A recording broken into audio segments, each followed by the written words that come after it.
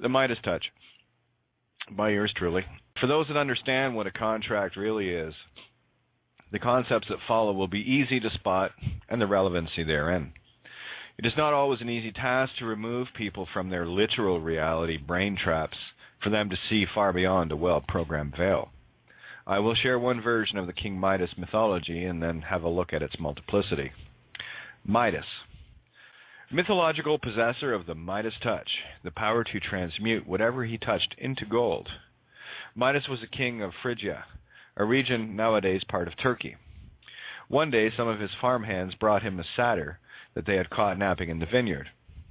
This creature, part man, part goat, still groggy and much the worse for wear, had been thoroughly trussed up to keep him from escaping. Midas immediately recognized Silenus, right-hand satyr to the god Dionysus, and ordered him set free. Silenus explained that he and his master had just returned from the east, where they had been engaged in spreading the cultivation of the grape. Dionysus had brought back a tiger or two, an ever-expanding flock of followers, and one very drunken satyr. Silenus had conked out in Midas' vineyard to sleep it off. Now he was grateful to the king for treating him with dignity, and so was Dionysus. The god was so pleased, in fact, that he offered to grant whatever Midas should wish for. Now, you didn't get to rule a kingdom in those days without a pretty active grasp of what makes for a successful economy. Midas didn't have to think twice. As the simplest plan for the constant replenishment of the royal treasury, he asked that everything he touched be turned to gold. Arching a godly eyebrow, Dionysus went so far as to ask if Midas were sure. To which the king instantly replied, "Sure, I'm sure." So Dionysus waved his pine branch scepter and conferred the boon. And Midas rushed back home to try it out. Tentatively at first, he laid a trembling fingertip upon a bowl of fruit, and then a stool, and then a woolly lambkin. And when each of these had been transmuted in a trice into purest gold, the king began to caper like the lambkin before its transformation. "Just look at this," he crowed, turning his chariot into a glittering mass of priceless, though worthless, transportation. "Look what Daddy can do," he cried, taking his young daughter by the hand to lead her into the garden for a lesson in making dewy nature gleam with a monotonous but more valuable sheen. Encountering unexpected resistance, he swung about to see why his daughter was being such a slug, whereupon his eyes encountered, where late his child had been, a life-size golden statue that might have been entitled, "Innocence Surprised." "Uh-oh," said Midas, and from that point on the uh-ohs multiplied. He couldn't touch any useful object without it losing in utility what it gained in monetary value, nor any food without it shedding all nutritional potency on its leaden way down his gullet. In short, Midas came to understand why Dionysus had looked askance when asked to grant the favor. Fortunately, the god was a good sport about it. He allowed Midas to wash away his magic touch in the river Pactolus, which ever after enjoyed renown for its shimmering deposits of gold. Beyond the obvious, be careful and very mindful what you wish for. There are other hidden gems that can be contained fractally within as well, specifically in the phonics hints. There is a far bigger picture being painted here, where people constantly get caught up in the actors and dramas that surround any given story, and fail to expand or contract everything as it applies to all of perceived creation. That's what a fractal is. Can you see the bigger and smaller story? The entire program of the Whore of Babylon is contained in this story, as is the trap and destruction of that trap. It is our very touch that has us constantly in contracts here with our thoughts, be they wise or ignorant, being empowered and thus made manifest. At first, Midas was already well engulfed in the illusion of external value, which predicated his encounter with the external god that granted his wish. That external god is only the mirror of the true power that Midas had within, albeit he was ignorant of that fact amidst countless others. In short, Midas was owned by his greed, and in turn his physical ego, which only serves the flesh, not the spiritual. You will be hard-pressed to find anyone that hasn't been taken in by this lure once they were old enough to understand the lie sold as value called money. Midas was already well entrenched in the system, where his choice was a given, inasmuch as that was where his head and heart was, money worship. The greatest illusion ever sold to the masses was this external green-eyed monster called money, in that once someone has money, they will have power as a result. The only one that has any power is the one that can control others through this nonsense. The one who controls the concept controls the consciousness of all who fall for this illusion. In Midas' example, it had to take the loss of his daughter for him to wake up to his greed. This is exactly the same thing that today's system is doing via the birth certificate fraud, where the seal is done at the point we affirm our mental intent contract to even touch any system paperwork. How so, you will ask? Well, once you decide in your mind to do anything and everything, you are already in contract via intent and thought. In order for anything to come into existence, the thought had to be there first, unless you can prove reality otherwise. One must choose to get one's hair cut before going out the door to get it done.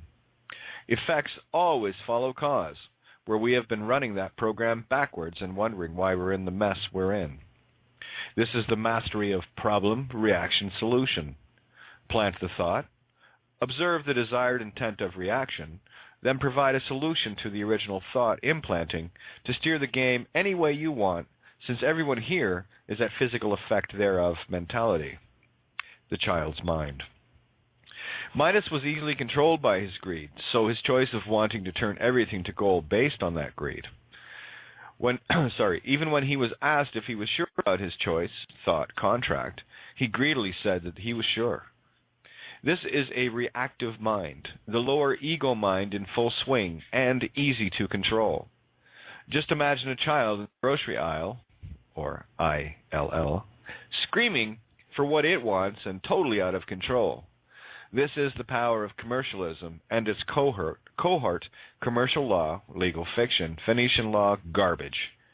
People have no idea of the power of words and the spells they are under in their sleepy ignorance. What is even tougher to watch is how much they will fight you for trying to wake them up from this. Unfortunately, like Midas, they will have to experience the reality of losing their most precious aspects of their lives, if need be, for their own awakening to begin.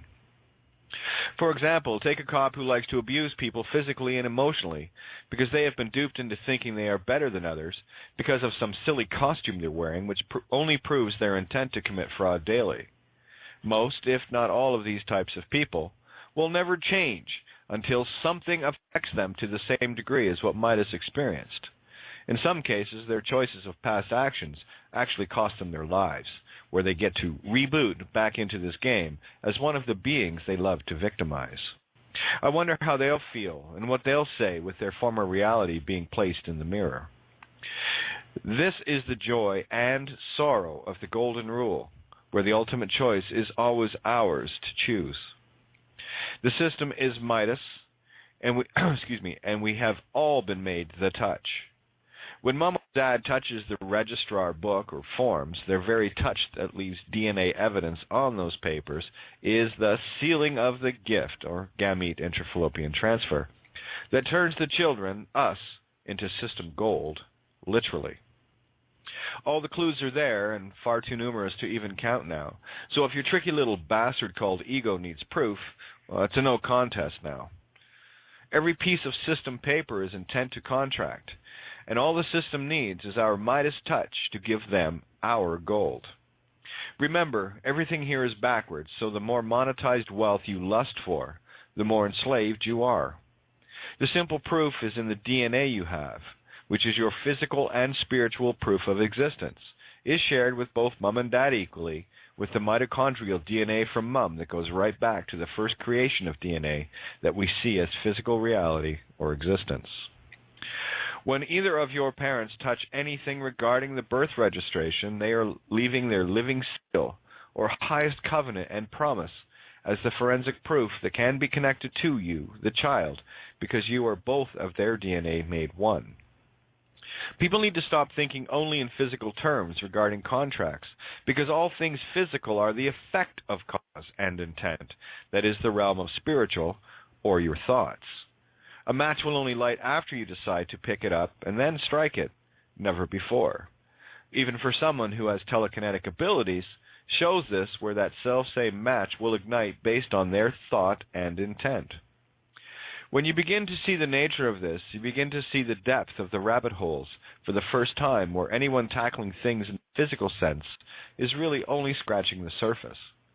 I see some of the most brilliant minds in this game still arguing statutes and legal, which has nothing to do with real law, and why the system loves it when people do this.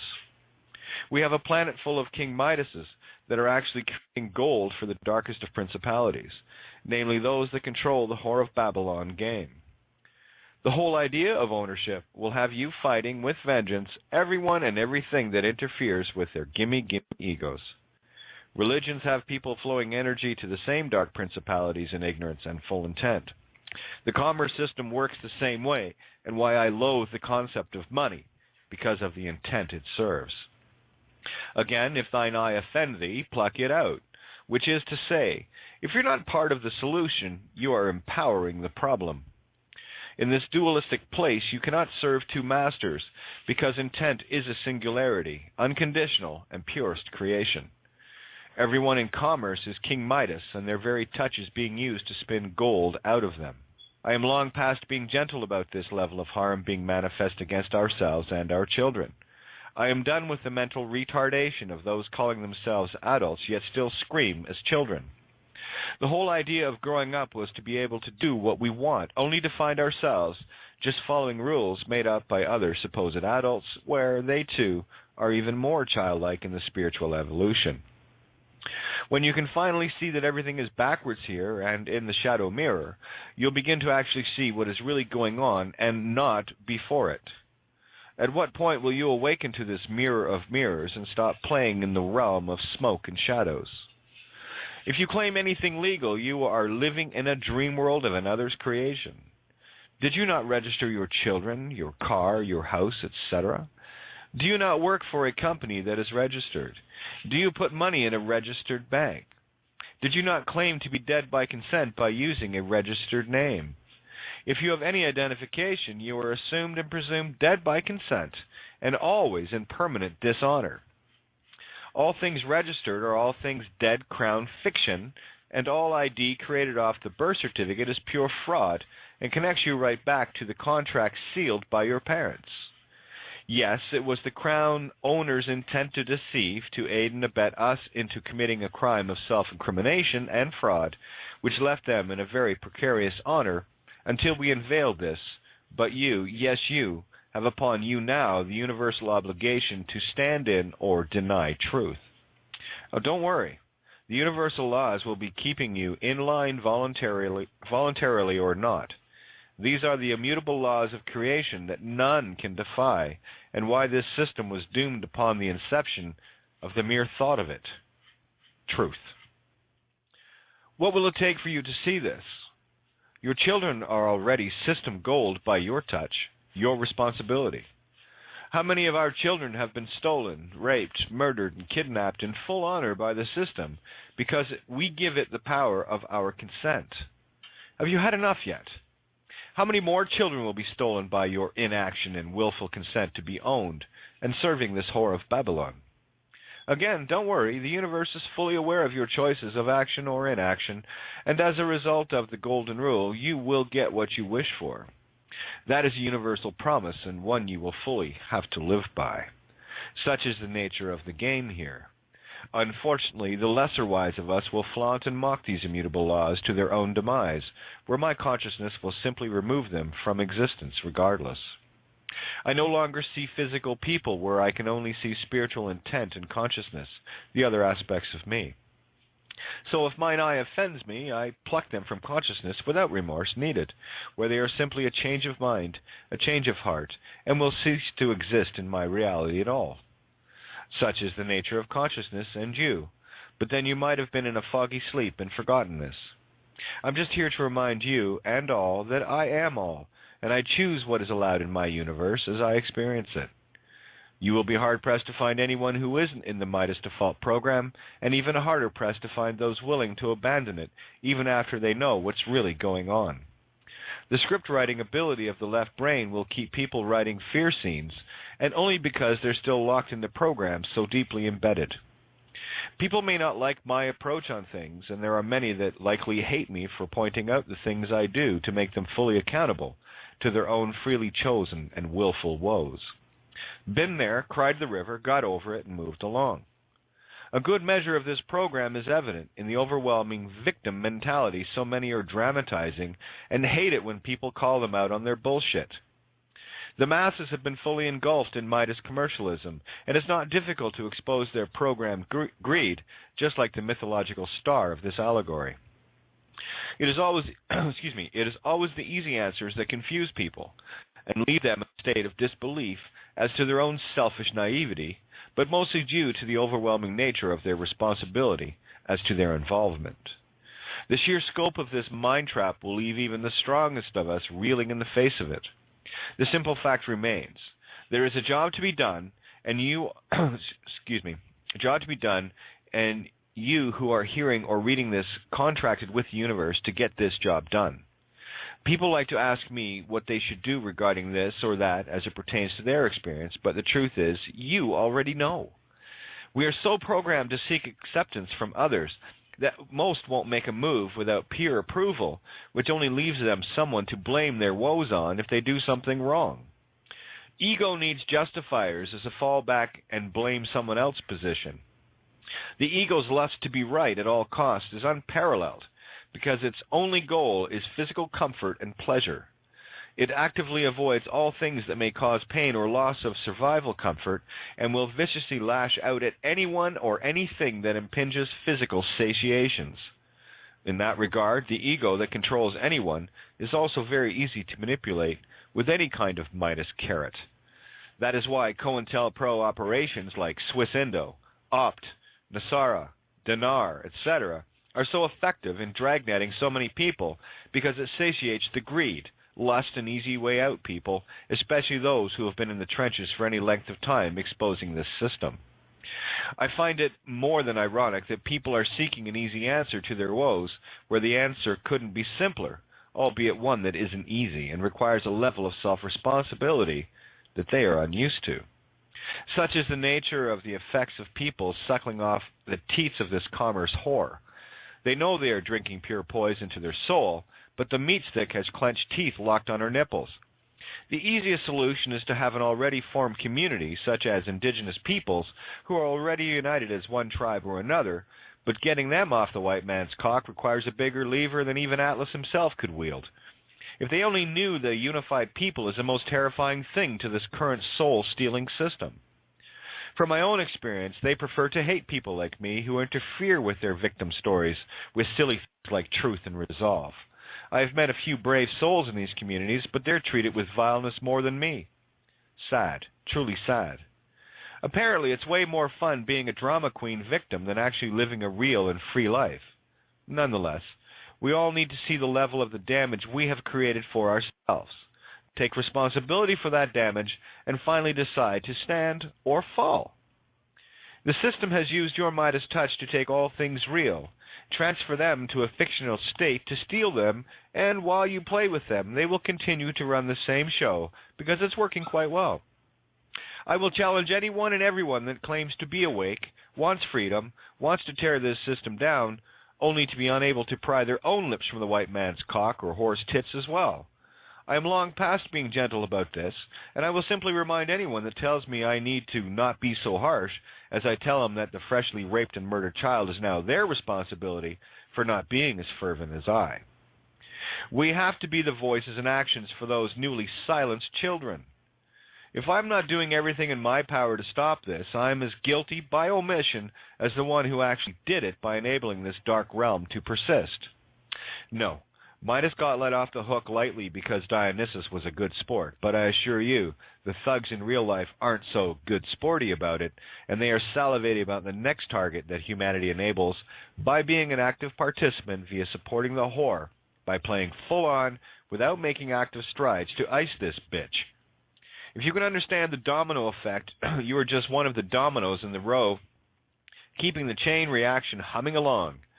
We have the answers now to deal this whore called commerce, or legal, a death blow, but few are willing to take their game to the last level and will enslave their souls yet again as a result of complacent inaction, where it is always someone else's job to do. That's where you're deadly wrong on the spiritual side. There is no one coming to save you. You're already here. There is nothing anyone else can do for you that is yours to do, your responsibility. The best way to say it is like this. Regardless of what you do to stand in or deny truth, you're going to get a universal lesson out of it, the proverbial catch-22 of damned if you do or don't. This reality is about standing up to these scripted fears and then wiping them off your checklist one baby step at a time. If you choose to stand in truth at all costs, the Midas touch becomes one of a different nature, and one that benefits mankind versus enslaving it and yourself further. What you do here is mirrored as above in the spiritual realms. Our only game is to see if we can handle it and climb back up Jacob's ladder. What we cause below manifests above, and vice versa. So stand up and free yourself, or be content to sit quietly as the slave you're wishing to be, and take a long, hard suck on the spiritual poison from Mama Whore and Papa Cock, but be quiet about it. Remember, children should be seen and not heard, right? There's some truth for you if you can handle it. If not, too bad, so get out of the way while the grown-ups finish the masterpiece that you will never see. Such is the nature of having to come back to finish off what you keep failing to do. Me? Well, I've had enough of this monkey whisperer reality where the psychos run the asylum, where the next dead child is your fault. Try crying over that one, and you begin to get a notion of my own passion to stop this. Personally, I would have left Midas to his choice for a long time, to make sure he never repeated such a thing. That's what a real good sport does. One who loves enough to see the value of life without greed. Much love.